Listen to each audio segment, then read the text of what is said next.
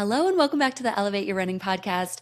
This is Coach Sarah, and today I am here with Alex Larson, registered dietitian. Hey, Alex, welcome back to the podcast. Hi, Sarah. It's so nice to be back. Hi, it's so nice to see you. We were talking offline about how it's been about a year since you were on the podcast. You were on episode 170, which was last April. And I'm really excited to have you back because today we're going to cover how to optimize your nutrition for recovering better, training more consistently, and actually seeing performance gains, which is such a big deal for those who are trying to break through plateaus, for those who are trying to race personal best this year. And I feel like nutrition and recovery are two really big puzzle pieces to the entire puzzle of how we're going to create that breakthrough in 2026 and kind of have our strongest year yet. So I'm excited to have this convo. Yeah, I agree. I think that people underestimate how powerful that recovery piece is, and nutrition plays a very significant role in that. Absolutely. I mean, I see it all the time as a coach and as an athlete who runs with other runners. And when we're finished with workouts or we're finished with a long run, I take notice on who's drinking a protein drink right away and who is like not. Not that any way is better than the other, but it is really interesting to just see habits and how people show up and what they're doing and really just how focused and maybe strategic they are with how they set up their training. So I think this episode's going to be really great for that athlete who has been maybe training really consistently. You have been stacking your training cycles. You may or may not be working with a coach. You may be following an online plan or a free plan from the internet. You might be stacking up more miles than ever before. And maybe your workouts are getting bigger. They're getting faster, more to your training. But on the flip side of it, life is also getting busier, right? I think everyone can attest to that right now. I was talking to someone last night about how I've been trying to get more people to my local long run in Denver, which is on Saturdays at 8 a.m., kind of across the metro area. And one of the athletes was saying how she feels like everyone's back into like pre-pandemic busyness where they just have so much going on that it's like really impossible to even carve out time to drive to a group run, something like that. So I think at the end of the day, we're all just busy. We all have a lot going on. We have a lot of commitments. And if you're one of those people who your training's getting bigger, you're doing bigger and better things in training, and you're also finding yourself really, really busy, this episode is going to be for you because we're going to talk about how you can recover better, how you can train more consistently when you are doing that. And then, of course, see those performance gains. So I just want to jump right in, Alex. I think it's super easy to shove nutrition to the side because maybe we're so busy the night before our workout, we forget to pack anything but maybe a handheld, and maybe we find a gel in our car to take during the workout, or maybe we just absolutely forget it altogether and we get back to our car after the workout and we think, oh my gosh, I have nothing, which has happened to me over the past, oh gosh, few months. This has happened a few times where I'm like, I forgot everything that I usually bring with me. And when we don't try and consume carbohydrates and protein right after our workout, some things can kind of go awry, right? It impacts your body, it can impact your brain, it can obviously impact your recovery. But why is nutrition so important? Like, what are the benefits of focusing on nutrition as an athlete who's trying to level up in this process? What are kind of like the key points there? Yeah, I think that how I like to think about it, and for me, I'm always like, okay, I'm going to keep this as simple as possible. So I think of like the training as your stress. You're putting stress on the body, right? And you're putting so much stress on that you are triggering your body to make some physical adaptations. So like, oh, okay, we need to like build more muscle and strength. We need to improve our efficiency in our cardiovascular system. Like there's things that are happening inside our body after we're training that are helping us adapt and get more efficient and more fit so that we can continue to see those performance gains, right? And I find that people, again, I mentioned this before, they don't prioritize that recovery piece enough. It's not a matter of like, oh, I had a banana and a protein shake after my workout. Like I did my due diligence with my recovery and I'm done. I don't have to worry about it anymore. No, that's not the case. Like, it's not like you're an hour later recovered from your long workout. No, sometimes those hard workouts, especially when you've had like back-to-back workouts throughout the week, because if you're running 3-4 days a week and maybe doing some strength training, like all of that cumulative stress really can add up. Mhm. And it's not a matter of like, I'm just going to have this post workout recovery chocolate milk and like poof, my body is like recovered and I'm adapted and I'm going to get faster and stronger. Like, that's just not how it works. People kind of Wish it did. underestimate that. So for endurance athletes, I find that because of the volume and the frequency that they are training, that any opportunity for you to have a meal or a snack throughout your day is an opportunity to support recovery. Yeah. So yes, of course, our body is primed in that like hour, 2 hours post workout to reload our muscle glycogen stores with energy for the next workout. And our muscles are ready to take in protein and amino acids to repair and rebuild muscle and get stronger. Yes, our body is primed there, but it needs to get a consistent supply throughout the rest of the day to not only recover from your workout, but also to give you the energy to function the rest of the day. I mean, how many of us have gone for a long run on a Saturday morning and then find ourselves in this zombie state where you're taking a nap, in the afternoon, or you just can't get yourself off the couch to go play with your kids or go run some errands. That is a huge sign to me that there is some room for improvement in how you're fueling around the workout and then how you're supporting recovery throughout your week so that you can get through that long run and still have energy throughout the rest of the weekend to be a really productive and active human. I find that with recovery, it actually starts before the workout. Making sure that you have some pre-workout fuel is really important in going into that workout well fueled, having a great performance, fueling the workout as needed, having some systems in place to make sure that you're taking with fuel if you are going to meet a friend or going on a group run, having even like a backup supply in the trunk of your car or in your glove box, just in case you forgot something. Setting up those systems in your life to make sure that you're not going without is really important. Then post workout, like for me, I can remember quite a few years ago when I was training for just like a sprint triathlon for fun in the summer. I'd go to the pool and I would get done like mid morning and it would be really hot outside. So I would take my husband's big like Yeti mug and I would pop some ice cubes and a cold like Core Power or like Fairlife drink in that Yeti mug. And I just keep it in my car so it stayed cold. So then on my drive back home from the pool, I'd have like one of those drinks right there, like to start kicking off my protein intake. And I'd have maybe like a granola bar or something in the van too. So like those types of little systems I think are really great to just start kickstarting that recovery and supporting those adaptations. Because if you don't fuel enough throughout the rest of the day, you are adding additional stress to your body. You already put yourself through all the stress of the workout itself. Those workouts are hard. And then your body's like, hey, hello, I need something to help like get us back to a baseline here, reduce some of the stress and inflammation, help ourselves get stronger and more efficient for the next workout. And there's nothing there. And that's not good. That adds on all this extra stress. And then we start having some pretty significant consequences over time when we have that chronic underfueling. Absolutely. And I think a lot of times runners are not really aware that they're doing it, right? They're just like, I had no idea I wasn't eating enough. And, usually there's some catalyst to that mindset shift, whether there's an injury or they are just feeling really tired and fatigued, and maybe they're working with a coach. And that's kind of when things kind of come up, and then they can be referred to a registered dietitian to work with them.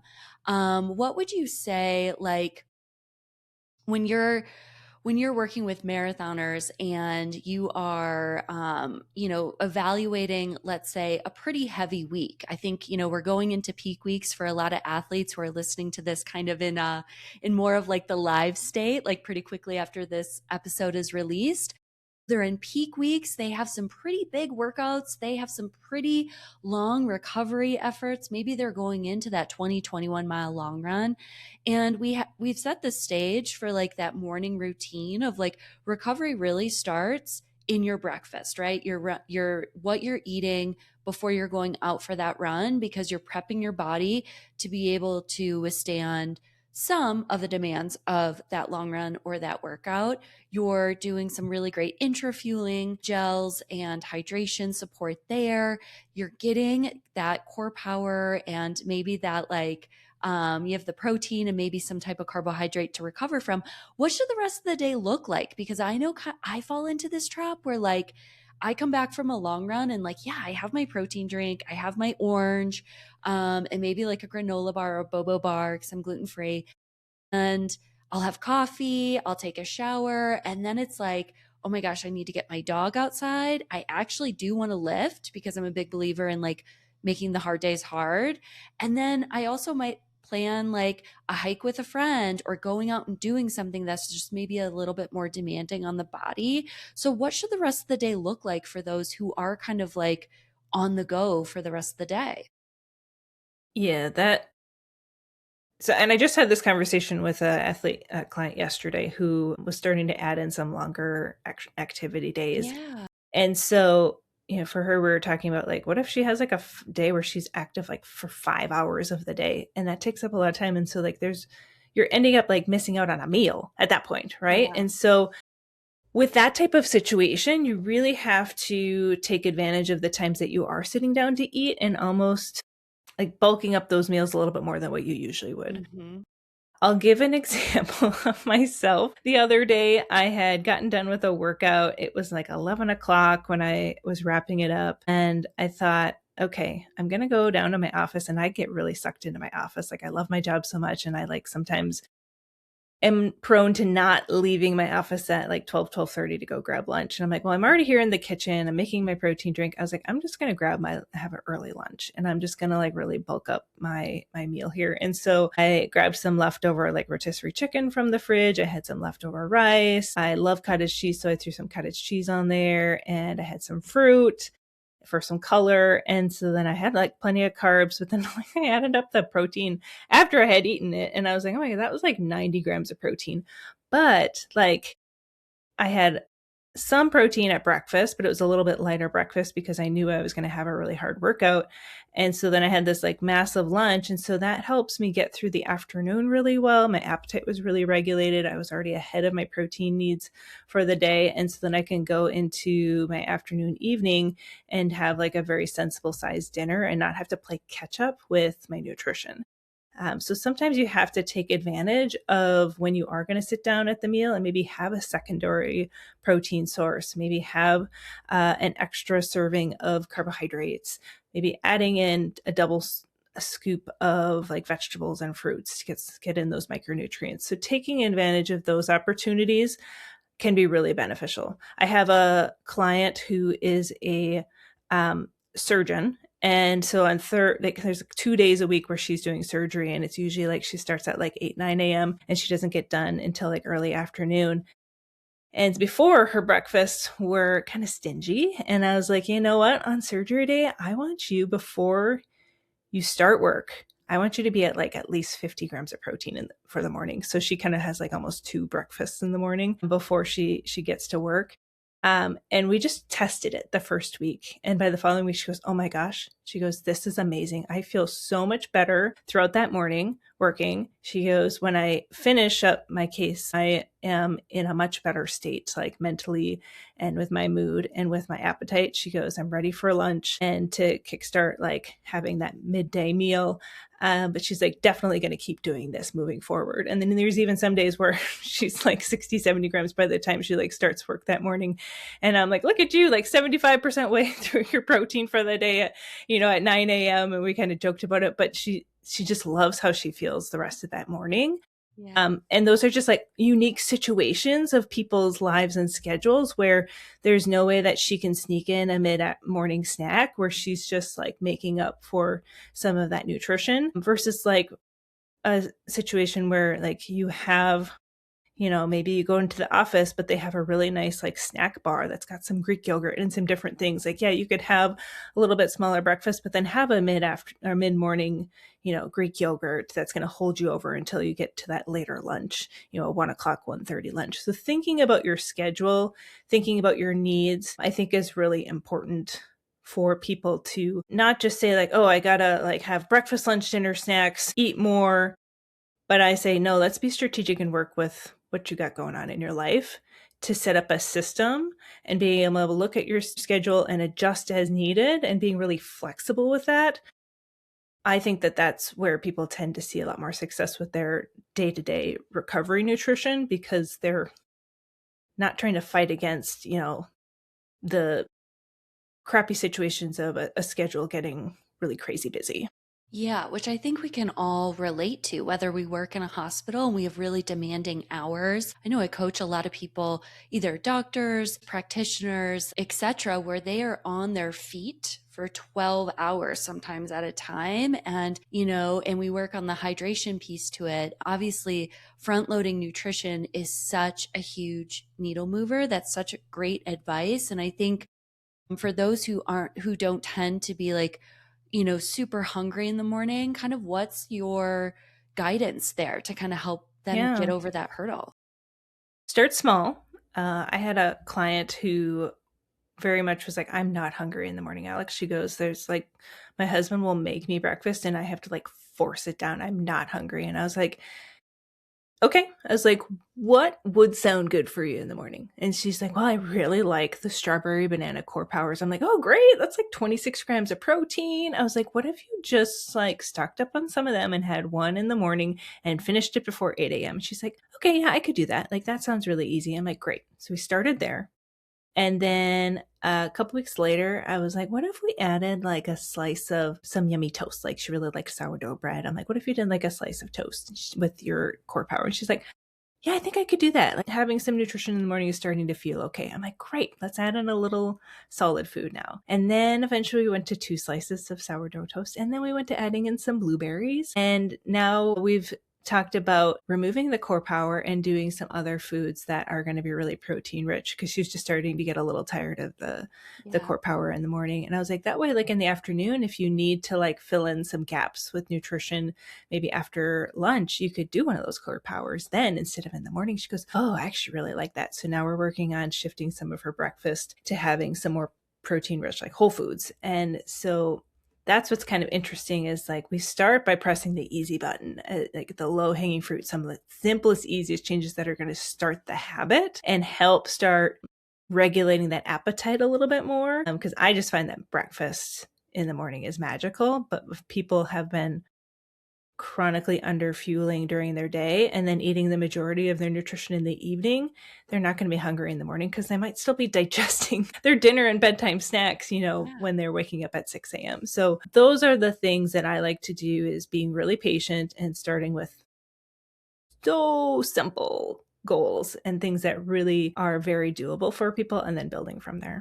Absolutely, because it feels like attainable, right? If you were to start with like the big breakfast, that seems overwhelming, but to start small and kind of build on it is such a smart strategy.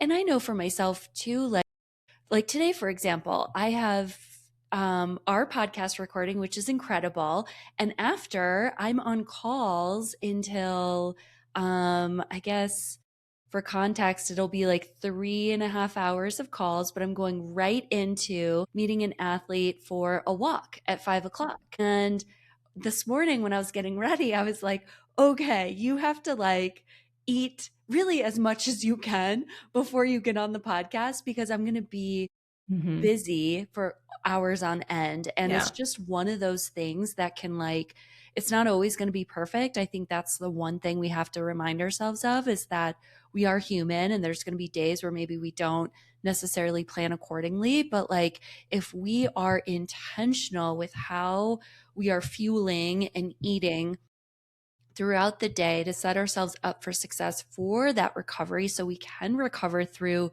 those hard efforts or those longer days that are stacked back to back to back, we are going to feel better and we are going to be able to produce more. We are going to be able to be more consistent in our training.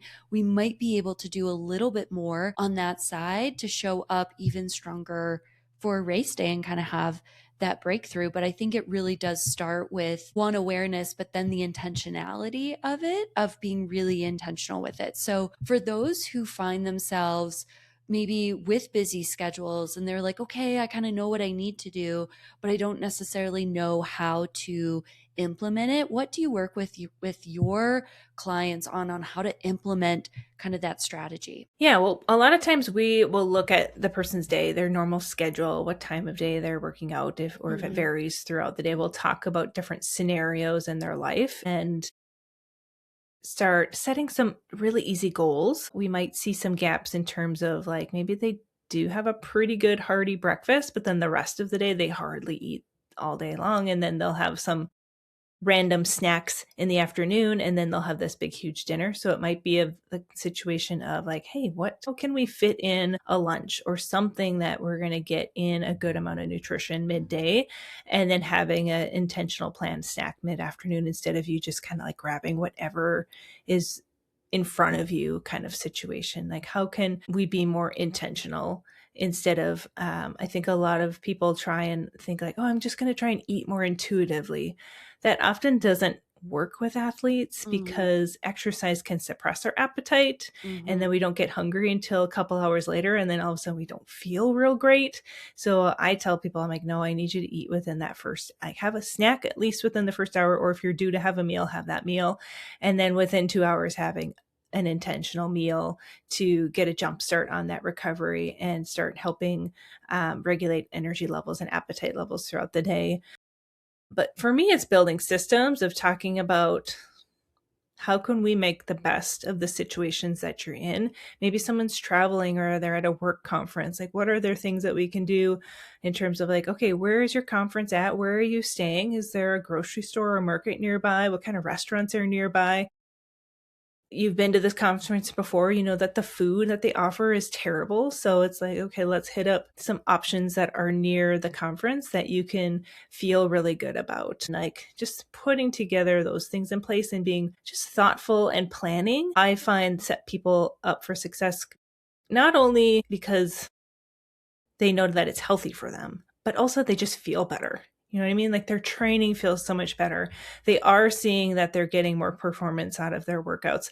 And that's the thing. When you talked about like people are being they're really busy, we don't have time to train more. Like you don't need Mm-hmm. to add more miles to your training plan. Yeah. We need to optimize the miles that you are putting in with fueling them really well, get like completing the workout as prescribed, and then recovering as quickly and efficiently as possible and getting you ready for the next workout. That's where we see the best performance gains. And so it's like, yeah, you have a busy runner. They don't need to train more. They just need to be more effective with what they are able to put in for training. And that's a huge part of what I do with helping athletes improve that nutrition.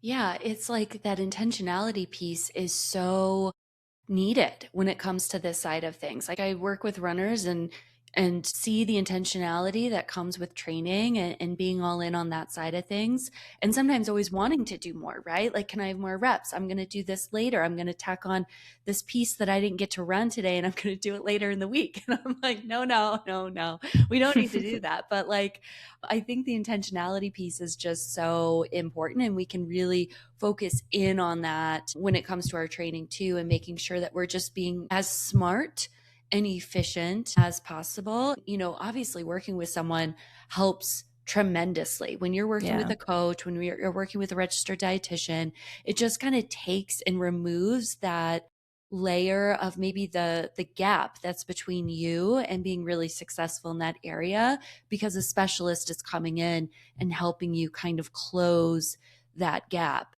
It is really hard to look at your own nutrition Yeah. with a lens of like critique because there is a lot of emotion tied to how we're eating.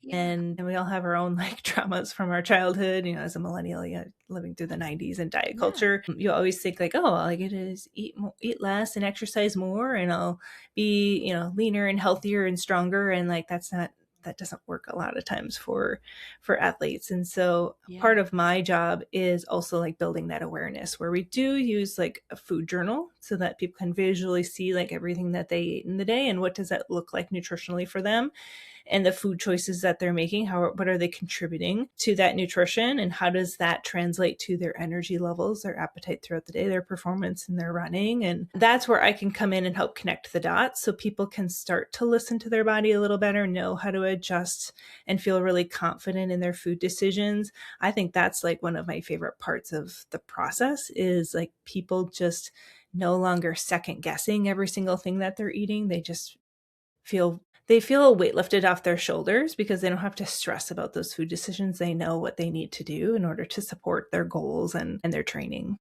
Absolutely. And I think when, correct me if I'm wrong, but like when that is dialed in and the athlete is feeling better, feeling stronger, feeling more energized, that's a pretty quick turnaround, right? Like it's a pretty immediate feeling. Or do you think it takes time? Does it It depend? depends. It depends. I would say my favorite, more instant gratification is when athletes just start fueling around their workouts better. That I typically see pretty quick, like in like a week or two, where they're all of a sudden like, oh my God, my workouts feel like so much better. I'm like, yeah, it's amazing what, those nerds gummy clusters can do, or that extra gel can do. And so that's probably one of my favorite ones. We certainly will start seeing their appetite become more regulated probably within 2 to 3 weeks. Energy levels will definitely improve. Muscle soreness decreases pretty well once we increase protein intake. If people are definitely have a pretty big gap in what they're eating for protein and where they actually should be eating, if we can start improving that more consistently, we can notice some changes. But a lot of times, it's not an instant gratification thing. You really do have to be patient, Mhm. especially if a runner comes to us and they have a body composition goal. I said, okay, this is a journey. Like, this is not like a quick fix. Like, this is going to take us a little time to get you down to where you'd like to be, because we want to make sure that we're not losing any muscle and strength during this process. So those types of situations definitely is not an instant gratification thing, but it does take time to build up your skills and tools and strategies and habits to do this on your own without having to journal for the rest of your life, and feel like it's something that's integrated into your routine and schedule, and not something that you have to put in a lot of work in order to implement. Absolutely. Like we do at some point want to hit the easy button or the easiest button we can press when it comes to this and just make it a bit more routine. But I think it's also really important for the people who are listening today. If you have worked with someone in the past, but your training looks totally different than the time that you worked with maybe another a registered dietitian, like it could be time to work with someone again. That was something that I experienced in 2020. I'd worked with a sports dietitian and it was like baseline stuff, right? Like eat the full banana before I go out for a run, like that kind Yeah. of stuff. And once I got into pretty big training, the first year that I was working with Nell in 2022, I was like, oh, my workouts are way bigger. I'm running more miles. I really do need to get this like checked out again because I don't know how it's supposed to look now that my training is just different. I've grown and evolved as a runner and as an athlete. So I think, it's important to kind of have those check-ins too throughout your career because training always looks different, stress looks different, and technology and our what we know to be true about how to recover changes too. That grows, that evolves, and we can find those more like efficient ways to recover and be just the strongest version of ourselves in training and on race day when it counts. I had to laugh a little bit because you mentioned the word patience, and that's kind of like that's like the not the word anyone wants to hear. But unfortunately, in the endurance world, it's such a big piece to it between training and nutrition and feeling better and making strides and making Yeah. gains. What's kind of like your best? Especially with running. Like, I will say that, like, uh, when people are like, I have a young cousin who is 22 and she is going to grad school in Boston. So of course, like, she really wants to qualify for the Boston Marathon. And Yeah. I'm like, girl, you have done like, she did grandma's and then she did Honolulu. And those are, see, grandma's is in June, Honolulu is in December, and she took like 15 minutes off of her marathon time between those two marathons. Like, she That's did awesome. significantly better, but she came up probably about like 5 minutes short from the Boston qualifying time. And then you obviously have to go even beyond that in order to Yeah. actually get in. And so she was just a little bummed. And I'm like, you are on your second marathon. You're 22. I was like, you will get there. I was like, you Totally. already are an excellent runner. I was like, keep yourself healthy, keep running, do this for joy, and you will get there. But like with marathon times, like you have to be very, very patient. And I was just messaging with a marathoner this morning who Mhm. he wants to qualify for Boston. He's doing grandma's in June. And he's like, well, I can't decide if I need a run coach or a nutritionist. And I'm like, well, you need both. But like, he's like, I can't afford both at the same time. I'm like, well, then I would recommend working with a dietitian first, 100%. building the foundation. We can see how much you improve in your marathon time at grandma's, but he's probably like 15 minutes from a Boston qualifying time from his from his like time last year. And I was like, Yeah. then I would be shooting for that BQ probably in 2027. Like Yeah. just thinking of like, you really have to be patient and you can't have it all at once is a really hard thing for runners, especially. It really is. And I agree with that. I think if anyone's looking at, which area should I focus on first?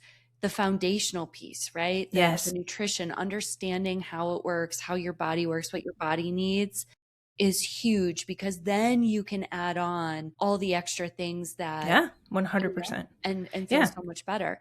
What I mean, and is, I think like no matter how yeah, perfect your training plan is, if your nutrition is subpar, you're not going to be able to get through that race and get your BQ. He said that 100%. the wheels fall off at mile 20, and like so many Oh, athletes that happens. It's like we got to look at carb loading, we got to look at fueling your race really well. We got to look at recovery nutrition in your training so you can progress enough to really make sure that this BQ time and beyond is feasible for you. But it's like we got to work on that nutrition stuff first before you get yeah. into like the perfect training plan. 100%. It's no secret that I used Spring Energy gels for many years before I knew what I was, or They're dead to me. How wasn't dare you speak their name? consuming. I know, I I know. will say the Huma Plus has a apple pie flavored gel Yeah. that tastes just like No, I don't the think I one could do it. before. That was not what we thought it was, but it Yeah. is excellent. So if you are missing that specific gel, the Huma Plus has one that is like Mary on my team was another dietitian and a runner. She jokingly said, she goes, I think a whistleblower came over to Huma with the recipe and just like recreated because it tastes so similar. That's wild. I fun fact, or fun story, I guess. I bought like a BPN Go gel. I wanted to try them out They because have an apple flavor, don't they? they do. And Yeah. the guy at the running store was like, he saw what I was buying and he was like, oh, these are just like the Spring Energy gels. And I was like, oh, I was like, that's not a selling point. Like, I wouldn't say That you that. don't want to use that Yeah, anymore. because like it just has like this negative association with it, right? Like it just doesn't have what they marketed and what they had told us that was in it. I was devastated when that whole thing went through because Um, I that was like one of my favorite gels, Me and too. and so I'm really glad that Huma Plus has an apple pie flavor Yeah. one, and it has similar texture, similar flavor, and it's 30 grams of carb per gel in that Huma Plus one. I'm fairly certain. Well, yeah, that's a great segue because I did want to talk about gels and kind of the importance of gels in training because I think a lot of times, especially what I see from my specific team, is not really taking enough gels during the long Mm. runs.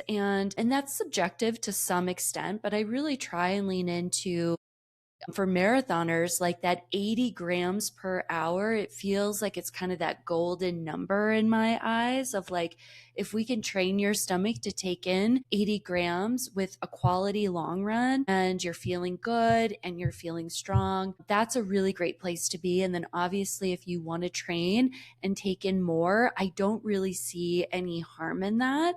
What's your take on intra run fueling and the number of carbohydrates per hour? And should people be going over 80? Is 80 even like the standard number? Yeah, I think that every athlete's a little different. Obviously, gut tolerance is a big factor. And it's also going to depend on like what kind of effort level are they sustaining over the course of their marathon. If they are more of a newbie runner and they like can only sustain a certain pace and like, Yeah. like certain percent of VO2 max throughout the race, like, yeah, we could probably get away with 60 grams per hour. Versus if someone is really like shooting for the moon, like really pushing themselves throughout the whole marathon, it'd be nice for us to be able to tolerate at that level of effort more like 75, 80 grams per hour. Doing it all through gels can sometimes be really challenging. Sometimes if you can do a handheld with more of like some liquid based carbs to kind of just fill in some of the gaps can be nice, because those hydration mixes can be a little bit better tolerated. I do sometimes find that front loading your like your fuel earlier on in the race can be really helpful, because more farther along in the race is where we see kind of your guts not getting as much blood flow because your body's in a much more stressed state. The temps are rising in the day, so you're getting hotter. And so it's like, if we have that a little bit of an insurance policy with carb loading, plus maybe having done more like 80, 85, 90 in that first hour, and then dialing it back a little bit, and maybe in that last hour, so you can still hold on because you spared so much glycogen in that first hour. Sometimes I've had people kind of shift that instead of trying to stick to the same exact amount each hour of their race. So everyone's a little bit different in what works best for them, but I do love gels just because they're convenient and easy to carry. We have gels now that are 30, 40, 50 grams per gel, which is really fantastic. You don't have to carry 20 of them on you at the start kind of situation. It is nice where a lot of races will offer a gel at aid stations, so you can typically know what product they're going to be offering. You can test it out in your training and know you can grab a couple throughout the race at the aid stations and not have to carry quite as many. There's sports bras now for women that have like 3 or 4, 5 pockets on them that you can stick gels in, which is really great. You can stick one in your hat if you wear a hat. So there's lots of different ways that we can like fit them on us, which is really nice as well. Yeah, I had to laugh because I have some of those sports bras or like race crop tanks, and they have so many pockets. I mean, Bandit has done an incredible job with that. And I lost like my caffeine gel at Chicago. I was like, I don't remember what pocket, where it's at, and I'm like trying to find it, because when you have to put a little diagram on your, like write it on your hand, like where all your gels are on your body. I'm like, I know it's in here. I know I packed it, but like, where is it? I have to ask this question. This is just something that kind of came up when we were talking about gels, and you might not know the answer because it's very dependent on me and probably my salt rate or my sweat rate. But when I ran the Chicago Marathon last fall, I had practiced earlier in training with one SIS gel with electrolytes. It has 160 calories, 40 grams of carbohydrates, and I believe it's 250 milligrams of sodium, which doesn't seem high. Yep. And I had a very short training cycle, so I wasn't able to practice more than 1 or 2 of these gels in one long run. Well, when I went to Chicago, I didn't have bottle support like I thought I was going to have. And I'm a very heavy sweater. I sweat a lot, and it was going to be a bluebird day. Sun was out, but the temps were like relatively low. It's like maybe 47 at the start. And I think when I finished, it was 57. But I ended up taking 4 of those gels, of those same sodium level gels in a row, in the first part of the race. So all the way probably up through 16, something like that. So it was like what, 600-700 milligrams of sodium total from those? Yeah, maybe about 1,000. Oh, okay. You said, or was it more than 200 milligrams? It was like 250 per gel. Okay, yeah. So you're at there. But I wasn't drinking a lot. I had a full handheld, maybe a full handheld and a half. And at mile 20, my stomach flipped on me. I got so nauseous, and I really struggled for the rest of the race, but my legs felt great. And people were saying to me after the race that it was probably that gel, like that gel probably flipped my stomach. I've never experienced it before in a workout, in a long run, in a race before. So I was like, I might be throwing up, and I don't know how to do this in a race. Do you think that gel and the sodium levels of that gel had anything to do with it? Or do you think it could have just been a fluke because it's the marathon and anything can I happen? love how people just love to blame the gels. Like I that's know. always everyone's like go to. Like it was the gel. My question is hydration. Yeah. So I probably didn't drink as much as I should have. What was your finish time? I ran a 3:07. I was on pace for Okay. like 3:04 and I was, yeah, probably at And mile how 20. big is your handheld? It was an 18 ounce, Okay. And you had two of those during the race? one and a half. One and a half. Did you Yeah. drink any other fluids? Mm-mm. So it's Oh, probably that. I'm thinking it was hydration because think of it this way. On average, athletes lose around a liter of sweat per hour. So even Yeah. if it was a little bit cooler race, even if you were like 3/4 of a liter, did you say you're a heavy sweater? I am. Yeah. Yeah, For so you're sure. probably closer to a liter an hour. And Probably. so Yeah. you're already like 2 liters down, Yeah. 2 hour, 2 hours into the race. You've only consumed not even a liter. You didn't even Yeah. consume a liter. Yeah. So Shoot. I would guess that it would be a dehydration issue. Yeah. That's where I would probably look first before I would start blaming the gels. And the fact that like you took in all of that carb and sodium without helping dilute it with some water Uh-huh. is Uh-huh. probably also a culprit there too. Yeah. I think it's a great lesson when you're racing a cooler race, like a cooler marathon, Yeah, to remember to drink and to remember to hydrate. it is And hard. it's Yeah. so hard. Out of the eight, I guess 8 marathons I run, 6 of them have been warm. So it's always just been like easy to drink and hydrate. But it's also a great reminder that we have to continue to do that even on cooler Yeah. days. Well, Yeah. and if you're going to take those gels, like chase them with quite a bit of fluids to dilute Yeah. it in your stomach. But Right. yeah, but you said it was at what point did you It start to was feel like mile nauseous? 20. Yeah, see at the final 10K. That's where Yeah. the wheels always fall off in the final I know. 10K.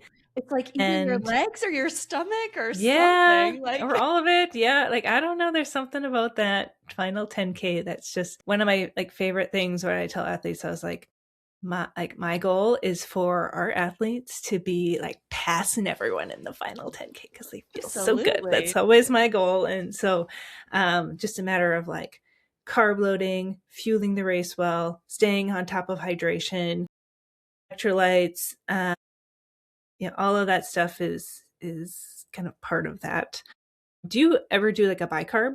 Do you do a sodium bicarb? Okay.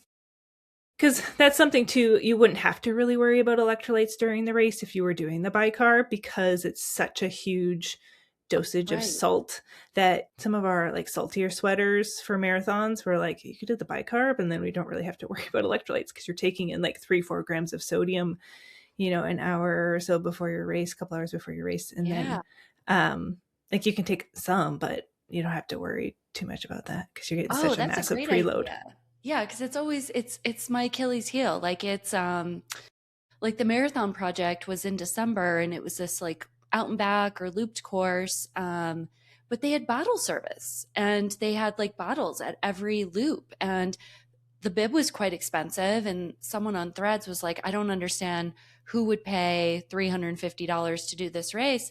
And I raised my hand and I was like, I would pay that because the hydration sodium is like such a big deal for me that like if I can Mm-hmm. have bottle service at a race, that is Yeah. like end game for me. That's great. I can like do so much more than, having a handheld, having to stop, getting, especially if you're in a flow, which I was definitely in a flow in Chicago, it's really hard to kind of do that, but it's all good feedback. And that's a great kind Yeah. of I advice for mean, us. bicarb, like that also can cause its own GI issues. So Right, you want right. to like Right. test You got to that practice it. in training. It's not the most appetizing like texture and whatnot. Like if you've Yeah. ever like the bowl of goop is what I call it. But like that, if you ever do explore using that, you wouldn't have to worry about the electrolytes so much during the race, but you would still have to hydrate like that. For sure. The fluids is still important.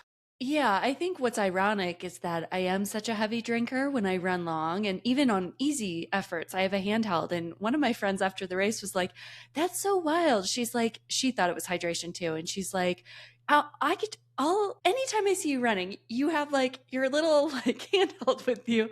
She's like, that's how I picture you as a runner with like the handheld. And she's like, the fact that you didn't like take as much as you normally do, it's just like Nothing new wild. on race day, Sarah, I right? know, I know. I learned my lesson for sure. I kind of hung on enough, Yeah, yeah. but it could have been a 3:07's a great time. better day, but still. Yeah, there's always something. And I think there's just so much when it comes to the marathon that we have to be intentional with. And we can't just like hope that things will go well or think that it's going to be like our lucky day. Something that does come up with a lot of runners is whether or not they should take that last gel in a long run or in a race.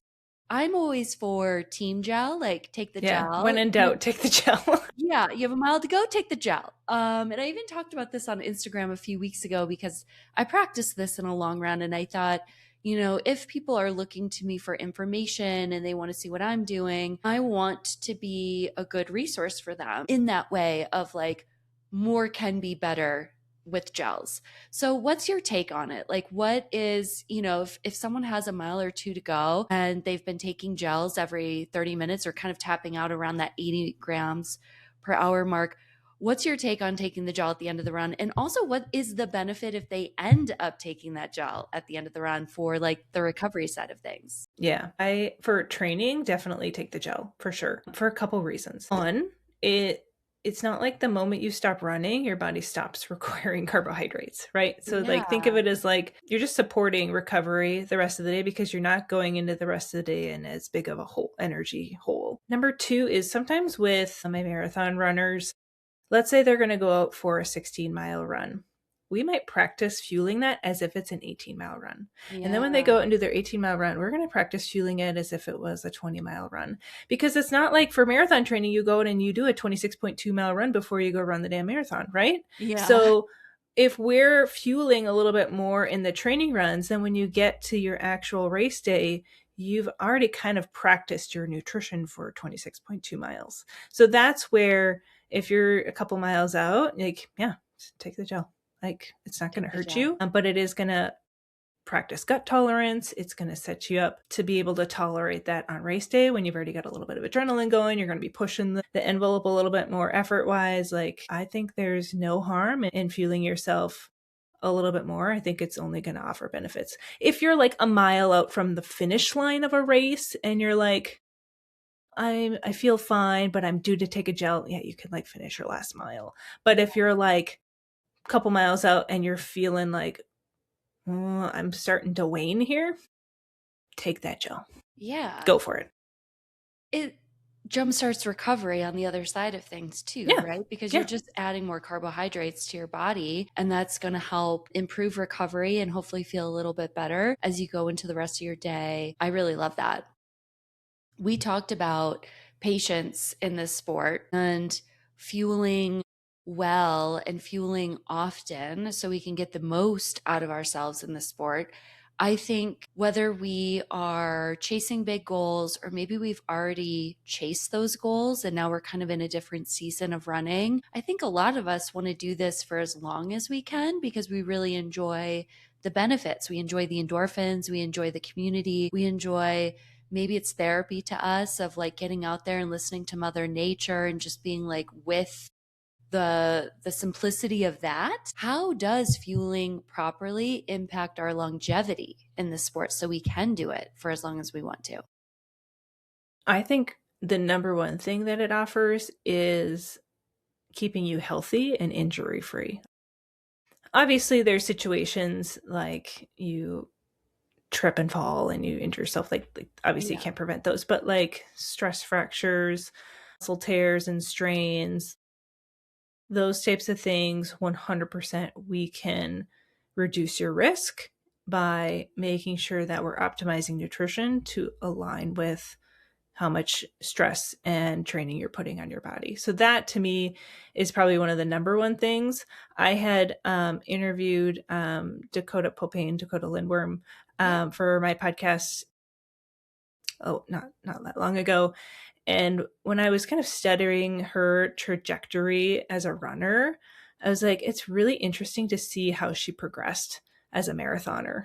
Like she wasn't like one of those like sensations in like high school, college. Like she really put in the work. And I like asked her about that. And I'm like, it reminds me of that book Hidden Potential from Adam Grant, like how like you had all this hidden potential and you used all these characteristics of your personality to like push yourself in training and progress and get to the point where you're at the Olympics. And she goes, yeah, I think I attribute a lot of this to, she's like, I've only really had one injury in my entire running career.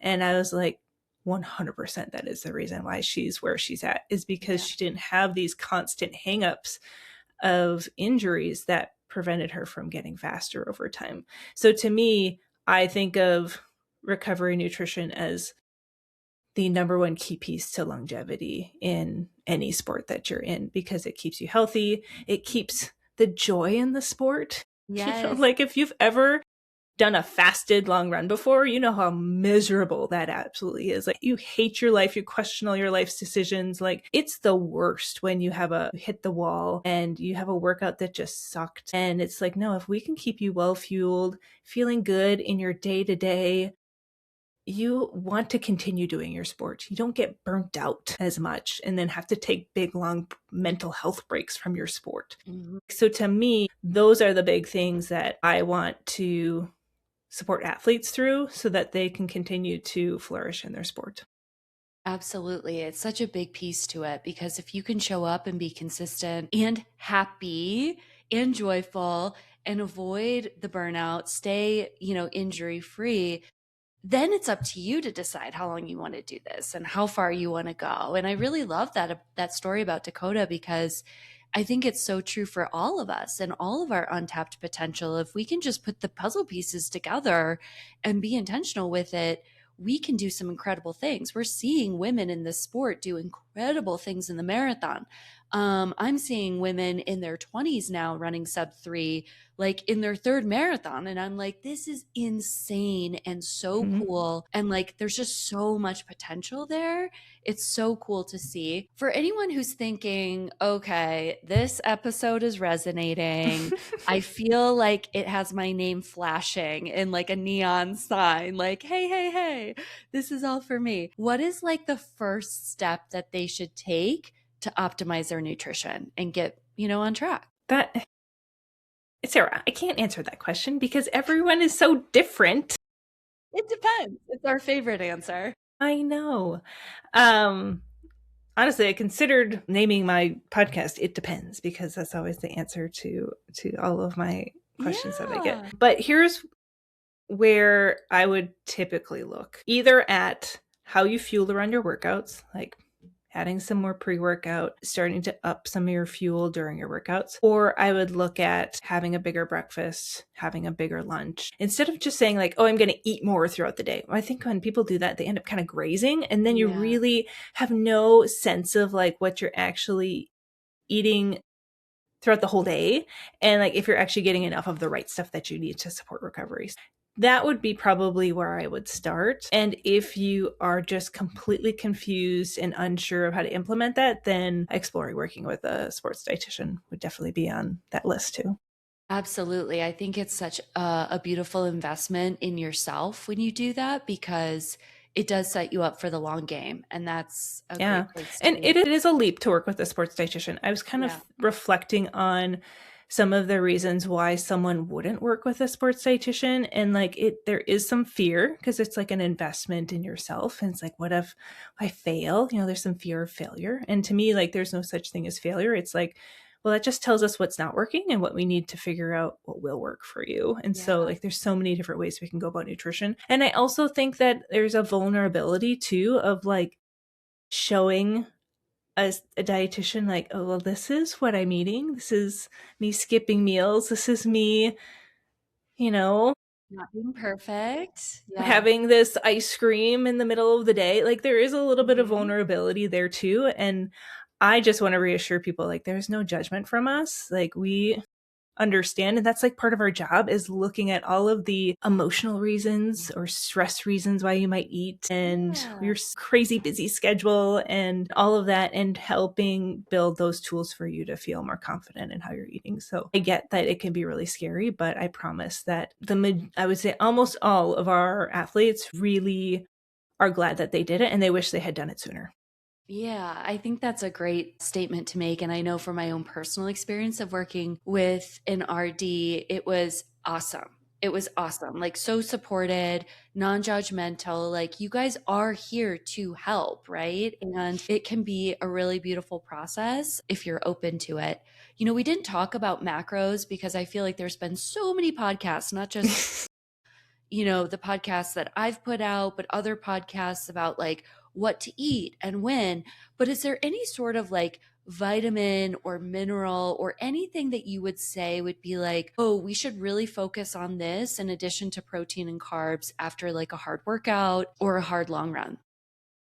Iron definitely comes to mind. Yeah. Making sure that people, especially female runners, are getting their ferritin checked, I would say either once a year, or if their ferritin is below 40, then doing it every 6 months and making sure you can get that above 40, if not above 50. Yeah.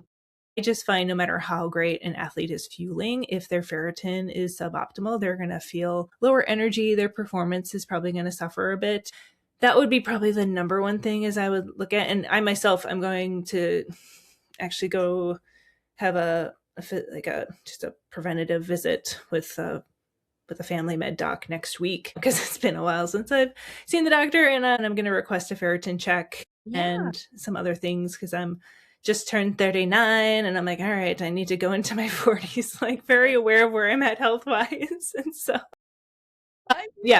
to me, when it comes to a specific vitamin or mineral for especially female runners, like ferritin is number one on that list. I can think of a college runner we had that she had met with me, had like a first call before like she started the program, and she had just gotten her ferritin check that day, and it was 5.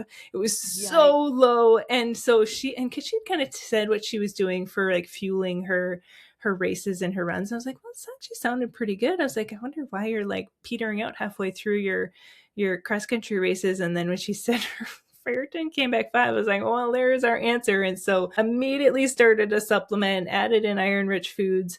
And this was like kind of fall time frame for cross country. And then by indoor track season, she was PRing in every single one of her races. And so obviously this is a different case with just like an 18, 19, 20-year-old like collegiate runner. But even for women in their 30s, 40s, and 50s, it's important to make sure that that ferritin level is at an optimal range for performance and health and energy.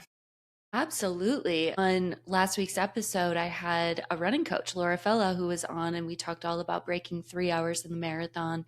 It's something she was training for. She ultimately ended up running 3:04, so she's getting back into it. But this is after a few years of really battling low ferritin. And I think her ferritin was at an 8.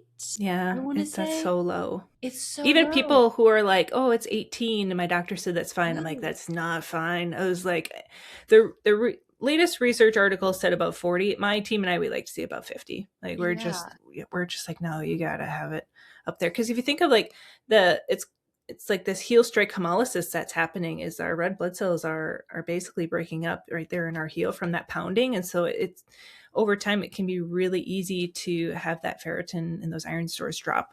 So you really, if someone is more prone to a low ferritin, then it's something they have to pretty much consistently work on through diet and supplementation. Absolutely. And the supplementation too should that be recommended by a registered dietitian? It shouldn't just be something that you're like, I'm just going to start taking a supplement. Well, I would see where your ferritin's at just to get an idea. I've had some people that have started an iron supplement, and the iron type that they tried, we haven't seen great results. So one of the best ones we have found is the ferrous sulfate, like the nature made one that's like super cheap that you can get everywhere. Yeah. The only thing is it can be kind of hard on your gut. So maybe only taking it 3-4 days a week instead of every single day.